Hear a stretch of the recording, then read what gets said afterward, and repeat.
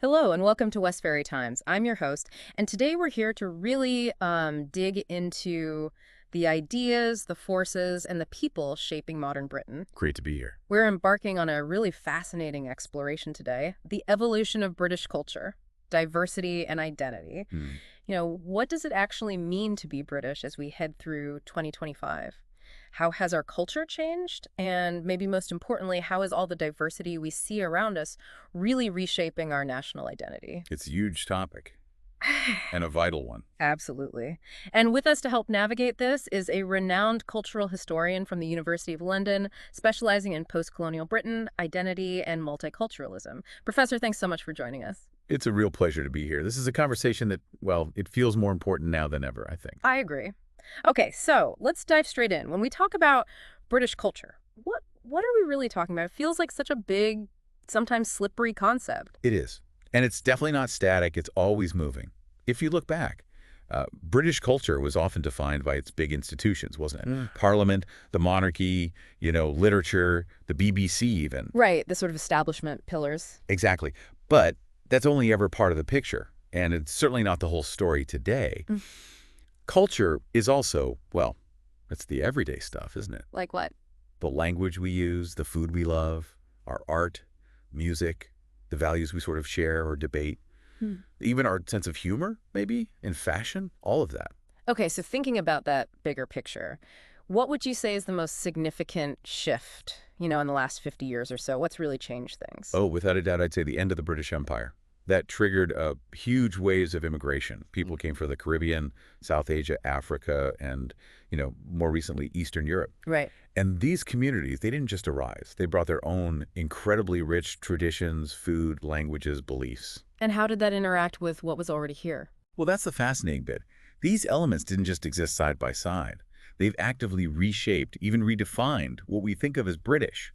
Can you give an example? Sure. I mean, think about chicken tikka masala, often called a national dish now, right? Or grime music, a distinctively British sound with roots elsewhere, but now it has global reach. Or look at the Notting Hill Carnival, a massive celebration, deeply British now, but born from Caribbean traditions. It shows this sort of capacity to absorb and adapt things, doesn't it? Make them our own. That adaptability. Yeah, immigration really does feel central to this whole story then. How have those major waves of people coming here actually shaped the culture? Oh, profoundly. In I've so heard. many ways. I mean, think about post-World War II. Britain desperately needed labor. Right, the rebuilding effort. Exactly. And the Windrush generation arrived from the Caribbean, answering that call. They were absolutely crucial. Then later in the 60s and 70s, you saw a significant migration from South Asia. And then others followed. Yes, followed by African migrants and people from many other parts of the world. And crucially, these communities built lives here. They established themselves, contributed hugely, often, we have to remember, facing quite a lot of hostility. Yeah. And look at our cities now, London, Birmingham, Manchester. They're these incredible mosaics of cultures, Yeah. truly globally connected, not just economically, but in their identity, their people. It's a massive transformation of the social fabric. It really is. And yet this idea of multiculturalism, which stems directly from this, it's often been quite contentious, hasn't it? Why is there so much debate around it? Well, I think for some people there's a fear, a worry about losing something, a perceived core British identity, a sense that maybe it dilutes what was traditionally seen as British. A sense of threat, perhaps? Perhaps, yeah. But then on the other hand, so many people see it as this incredible enrichment, bringing new ideas, new energy, creativity, making the country more vibrant. So two quite opposing views. Very much so. And the reality is, identity itself isn't fixed, is it? It changes, it evolves. Multiculturalism forces us to ask that question. Can you belong to more than one tradition at the same time?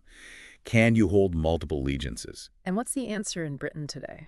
I think increasingly, modern Britain is saying yes to that.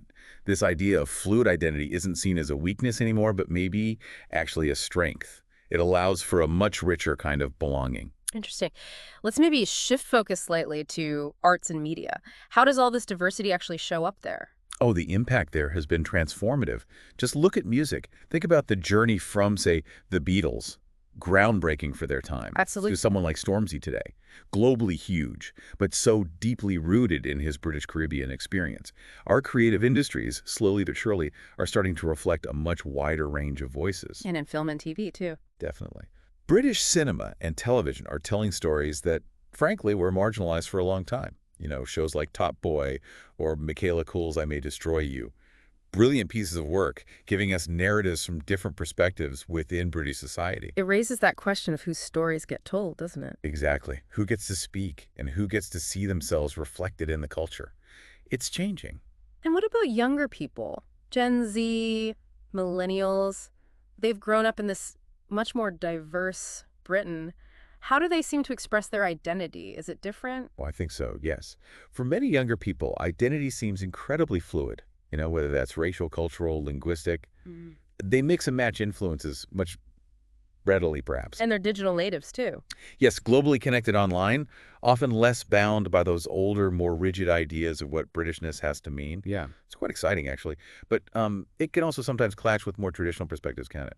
That makes sense. It feels like social media, pop culture generally must be playing a huge role in all this for younger generations.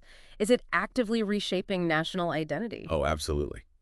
Platforms like TikTok, YouTube, they've become incredibly powerful. They elevate creators, dialects, cultural styles from all sorts of backgrounds right into the national mainstream. So more visibility. Much more. Representation we couldn't have imagined even, say, 10 or 15 years ago. But of course, that speed of change, it can also create friction, create tensions as different parts of society adjust at different speeds. It's this interplay, isn't it? Tradition versus rapid evolution. It really is. Let's dig into that a bit more. What does it actually mean to be British now in 2025? Is there a core definition anymore? Well, again, it really depends who you ask, doesn't it? For some, it's still about shared values, fairness, democracy, tolerance, that sort of thing. Okay. For others, it's more tied to heritage, a shared language, maybe certain historical narratives, symbols like the Union Jack. But these ideas are being tested. Constantly. By things like devolution within the UK, continued immigration, the sheer force of globalization. They all challenge those neat definitions. So what does it all mean for the future of Britishness? That's the million-pound question, really. And Brexit, that felt like it really brought these identity questions right to the surface, didn't it? It certainly acted as a catalyst, yes. It exposed some quite deep cultural fault lines, I think. We saw divisions often framed as urban versus rural or multicultural areas versus maybe more monocultural ones. It wasn't just about the EU then. No, I don't think so. It tapped into much more fundamental questions about who we are as a nation. Are we outward-looking, embracing diversity? Or are we perhaps looking back, feeling nostalgic for a different kind of past? Yeah. It forced a sort of national soul-searching. And where do race and class fit into this picture? They always seem so tangled up in British identity discussions. They're absolutely central, always have been, really. Britain has this long, ingrained history of class stratification. And race, unfortunately, has become another major axis of inequality, but also of identity formation. Think about the impact of the Black Lives Matter movement recently. It powerfully reignited those vital conversations about our colonial past, didn't it? About statues, about what's taught in schools. Fundamentally, whose history gets told, whose history matters. Right. That negotiation seems ongoing. It is. How class and race continue to shape people's lives, shape their sense of belonging, or indeed non-belonging. It's complex. Looking ahead then, Professor, where do you see British culture going from here? What's the likely path? Well, prediction is always risky, but I think we're moving further towards what you might call a post-traditional society. Identity is likely to become even more hybrid. Yeah. Blending heritage with new influences, new innovations. Some more mixing. More mixing, yes. Yeah. And our food, our music, even our language. It'll keep evolving, borrowing, blending. The big question, I suppose, is whether our institutions, our politics, can keep pace and fully embrace that hybridity. And do you think the UK will embrace it? Is there optimism there? I think it's already happening, actually. At the grassroots level, you see it in schools, on sports teams, in families up and down the country. People are living this hybridity. But the structures need to catch up. Often, yes. Formal structures can lag behind lived reality. But look, if we could foster an atmosphere of curiosity, of mutual respect, I genuinely believe Britain has the potential to redefine its identity in a really positive, powerful, inclusive way. So it requires a certain mindset shift. Yes, a willingness to be open, to move beyond those really rigid, older definitions. So final thought, perhaps, in this constantly changing landscape. Is the whole concept of Britishness even relevant anymore? Does it still mean anything useful? Yes, I think it does. But, and it's a big but, only if we understand it as something inclusive and something that's always evolving, Not fixed. not fixed. It needs to be like a shared project, you could say, not some kind of fixed label that keeps people out. It should be a framework that lets people be, proudly Black British or British Muslim or Scottish British or Welsh British or just British on their own terms. Allowing for that complexity. Exactly. Accommodating all those diverse experiences and perspectives within that broader idea.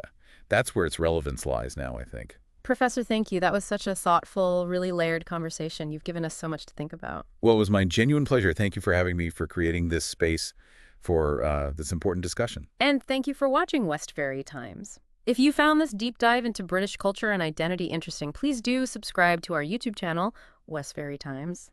And maybe like this video, share it with friends, anyone you think might find it thought-provoking. We'll be back soon with more voices shaping the UK and the world. Until then, stay curious, stay open, and take care. Goodbye for now.